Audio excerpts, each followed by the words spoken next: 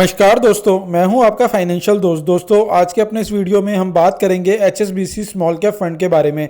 दोस्तों हमारी कोशिश रहती है कि हम आपको सरल शब्दों में फ़ंड की पूरी जानकारी दे सकें। दोस्तों वीडियो शुरू करने से पहले आपसे छोटी सी रिक्वेस्ट है कि अगर आपने हमारा चैनल अभी तक सब्सक्राइब नहीं किया है तो प्लीज़ इसे सब्सक्राइब करें। तो दोस्तों आज का अपना वीडियो शुरू करते हैं। HSBC स्मॉल कैप फंड, यह फंड एक स्मॉल कैप कैटेगरी का फंड है।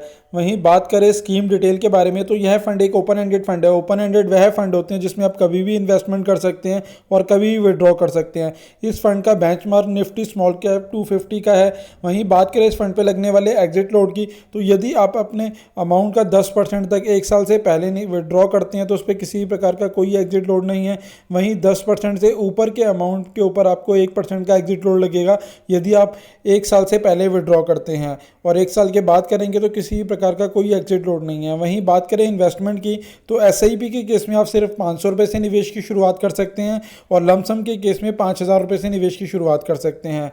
वहीं बात करें इस फंड के एक्सपेंस रेशियो की तो इस फंड का एक्सपेंस रेशियो 1.73% का है। वहीं यह फंड 2014 को लॉन्च हुआ था और इस फंड का अभी तक का जो एसेट अंडर मैनेजमेंट है वह 11,551 करोड़ रुपए का है। वहीं अगर इस फंड के अंदर किसी व्यक्ति ने 1 लाख रुपए का निवेश किया होता जब ये फंड लॉन्च हुआ था तो आज उसकी वैल्यू 6,50,000 रुपये होती। और अगर इसका SIP का भी सालाना रिटर्न देखेंगे तो उसने 21% से ज़्यादा का ही सालाना रिटर्न दिया है। वहीं बात करें लास्ट वर्किंग डे में इसकी NAV की तो इसकी लास्ट वर्किंग डे की NAV जो है वह 65.0193 की है। वहीं बात करें पास्ट रिटर्न की तो इस फंड ने पिछले एक साल में 37% का रिटर्न दिया है, 2 सालों में 19% का रिटर्न दिया है, 3 सालों में 41% का रिटर्न दिया और 5 सालों में 21% का रिटर्न दिया है। वहीं बात करें कैटेगरी वाइज रिटर्न की तो उसने पिछले एक साल में 31% का रिटर्न दिया है, 2 सालों में 15% का रिटर्न दिया है, 3 सालों में 35% का रिटर्न दिया है और 5 सालों में 22% से ज़्यादा का रिटर्न दिया है।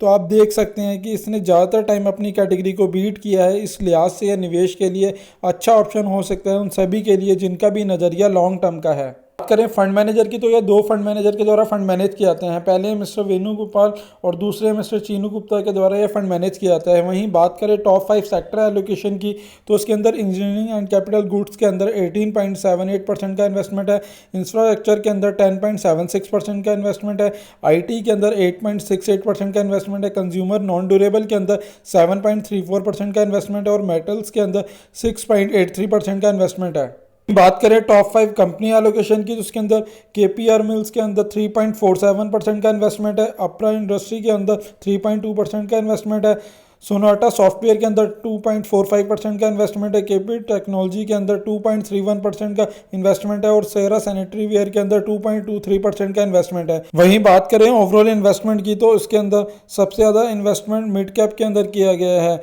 मिड कैप के अंदर 63.93% का इन्वेस्टमेंट किया गया है। वहीं स्मॉल कैप के अंदर 31.49% का इन्वेस्टमेंट किया गया है और लार्ज कैप के अंदर 3.06% का इन्वेस्टमेंट किया गया है और कुछ इन्वेस्टमेंट अदर इंस्ट्रूमेंट के अंदर भी किया गया है।